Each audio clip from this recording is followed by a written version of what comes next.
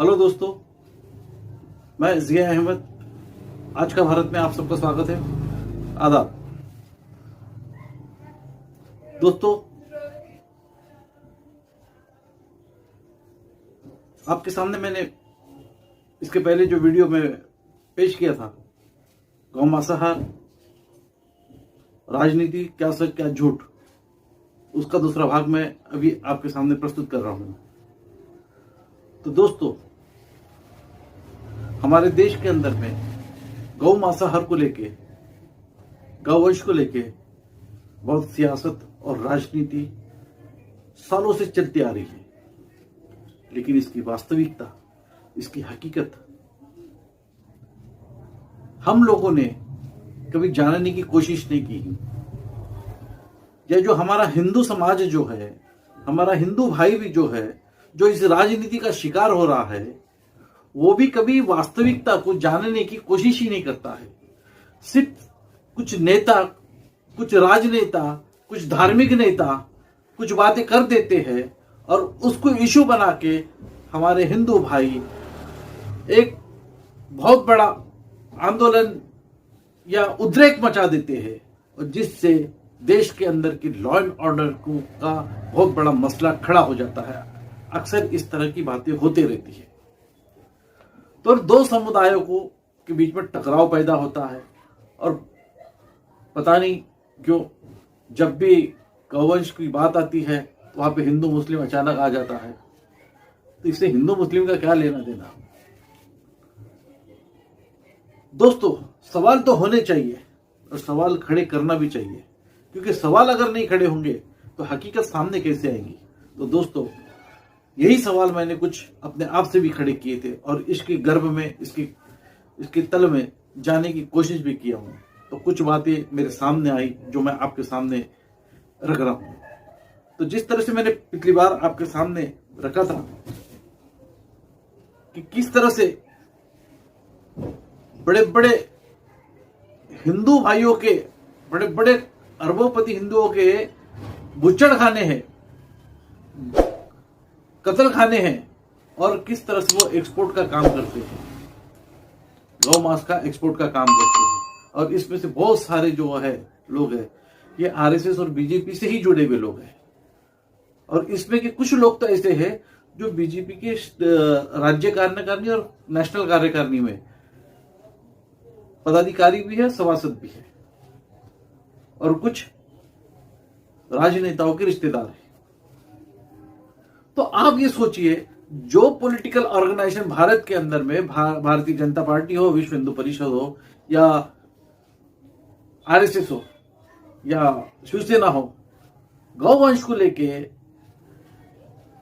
गौ मांसाहार को लेके राजनीति कर रही है और दंगे फसाद करवा देती है, यहां तक के वो खुद, उनके ही लोग ये सारी चीजों में इन्वॉल्व है। तो ये डिप्लोमेटिक जो है, ये डिप्लोमेटिक सियासत जो भारतीय जनता पार्टी आरएसएस कर रही है, तो ये क्यों कर रही है? क्योंकि गौवंश को लेके धर्म के नाम से हिंदू समाज या कोई भी धर्म, कोई भी समाज हो, धर्म के नाम से वो जल्दी संवेदनशील हो जाता है, एग्रेसिव हो जाता है, और एग्रेसिव होने की वजह से इकट्ठा जल्दी हो जाता है। इकट्ठा होने से इकट्ठा वोट हमको मिल जाते हैं। ये राजनीति आरएसएस, बीजेपी, सेना आज तक करते आई है। तो दोस्तों, तो फिर हमें सोचने की जरूरत है, हमें सवाल खड़ा करने की जरूरत है और समझदारी से काम करने की जरूरत है। दोस्तों, एक रिपोर्ट के माने तो बीफ यानी गौमांस को लेकर भाजपा चाहे कितना भी हल्ला मचाए, पर सच यह है कि नरेंद्र मोदी सरकार सत्ता में आने के बाद से गौ मांस का उत्पादन बढ़ा है, उसका निर्यात बढ़ा है।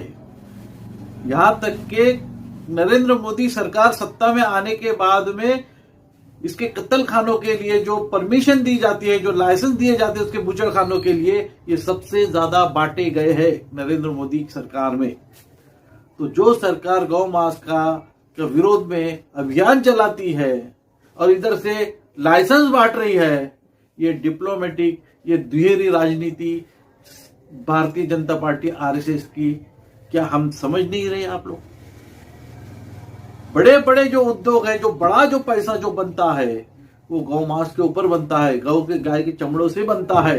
तो दोस्तों ये सारा जो व्यवसाय है भारतीय जनता पार्टी आरएसएस ये अपने लोगों के हाथ में रखना चाहती है। इधर से छोटे मोटे जो बीफ के कारोबारी है, कसाई है, खाटिक है, इनके धंधे खत्म करके बड़े एक्सपोर्टर को ज्यादा उससे मुनाफा मिले, इसके लिए ये राजनीति करती है। इसके लिए आपको और एक छोटे छोटे मामूली लोगों को आपस में दंगा करवा लेती है, इशू बना लेती है, जिसकी वजह से छोटे छोटे कारोबारी डर के मारे अपने धंधे बंद कर देते हैं और इधर से बड़े कारोबारियों को लाइसेंस बांटा जा रहा है। बात को समझिए, अपने विवेक बुद्धि का इस्तेमाल करिए दोस्तों। यही नहीं तो इसके आधुनिकीकरण के लिए नरेंद्र मोदी सरकार ने 15 करोड़ की सब्सिडी भी दे रखी है दोस्तों। इधर से विरोध करने का, इधर से सब्सिडी देने का, इधर से लाइसेंस बांटने का, ये नरेंद्र मोदी सरकार की राजनीति किस तरह की है?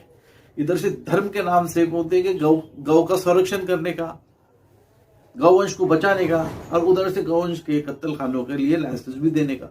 ये भारत बीजेपी शिवसेना की राजनीति को समझने की जरूरत है दोस्तों।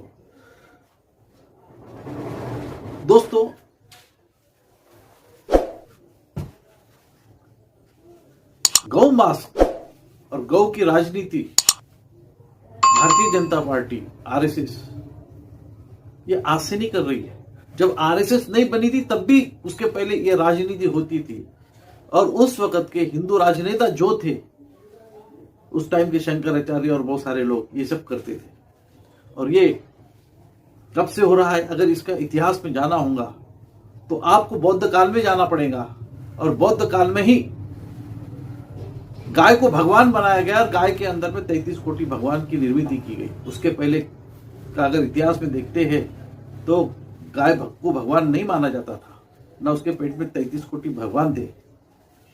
दोस्तों वस्तुस्थिति क्या है ये जानने की कोशिश करिए, हकीकत क्या है जानने की कोशिश करिए। क्योंकि बाबूराव सावरकर ने जो सावरकर का चरित्र लिखा उसमें सावरकर जी कहते हैं, मैं विज्ञाननिष्ठ हिंदुत्ववादी हूं। अगरचे मेरी गौ का मांस खाके मेरी उपजीविका करने से मेरी उपजीविका होती है तो मैं गौ मांस खाऊंगा।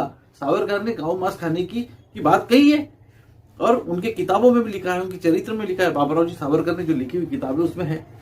यही नहीं तो आप ऐतरेय ब्राह्मण जो है या वैदिक कोश है, इस तरह के आप हिंदू धर्म की जो किताबें हैं और भी अगर उसे पढ़ते हैं पुरानी किताबें, तो उसमें मांसाहार किस तरह से होना चाहिए और किस तरह से काटना चाहिए इसके ऊपर भी है। और यही नहीं तो एक गाय काटने के बाद या उसका काटने के बाद में उसके मांस का जो अच्छा गोश्त, फिर उससे अच्छा गोश्त, उसके इसमें भी चातुर्वर्ण की छाप है। चातुर्वर्ण व्यवस्था के हिसाब से उसका बंटवारा भी होना चाहिए, और जो अतरेया पतरेया है ये शूद्रों के हिस्से में बांटना चाहिए। इस तरह की वर्ण व्यवस्था के हिसाब से गौ मांस का भी हिस्से में बांटने की बात धार्मिक किताबों में दी गई है। हकीकत क्या है ये आप जब खुद किताबें पढ़ेंगे नहीं, वास्तविकता को समझेंगे नहीं, और भाषण में आके अगर आप भरोसा करेंगे तो हम आपस में लड़ लेंगे और हकीकत से दूर रहेंगे। और ये राजनेता जो है सिर्फ सत्ता के लालसा के लिए, सत्ता पाने के लिए आपको और हमको सबको इस्तेमाल कर लेते हैं। नुकसान हमारा होता है, देश का होता है। राजनेताओं का कुछ भी नहीं जाता, उनके घर का बच्चा भी नहीं मरता, ना उनका कुछ बिगड़ता भी नहीं। दोस्तों वास्तविकता को समझिए, हकीकत को समझिए। अपने धर्म के ऊपर पक्के रहना अच्छी बात है, लेकिन धर्म को समझे बगैर किसी का द्वेष करना ये बुरी बात भी हो सकती। दोस्तों हकीकत को समझिए, राजनीति को समझिए। ये राजनीति है जो कि हम सबको इस्तेमाल कर रही है, और ये राजनेता जो है हम सबको इस्तेमाल कर रहे हैं गौवंश के नाम से, गौमांस के नाम से। और लाइसेंस भी बड़े बड़े हिंदुओं को बांटे गए हैं। मैंने तो आपको नाम भी पढ़ के सुनाया। ऐसी बड़े बड़े इंडस्ट्रीज बनी है और सब बहुत बड़ा एक्सपोर्ट का काम भी चल रहा है। दोस्तों यकीनन आप मेरी बात को समझ रहे होंगे, और आज की राजनीति जो है धर्म के नाम से किस तरह से हम लोग इस्तेमाल हो रहे हैं, ये बात को समझ गए होंगे। इतना कह के मैं अपने शब्दों को विराम देता हूं, और जाने से पहले मैं आप सबसे अपील करता हूं कि आपको मेरी बात ठीक लगती है तो लाइक ज़रूर करिएगा, अगर ठीक नहीं लगती है तो डिसलाइक भी करिएगा।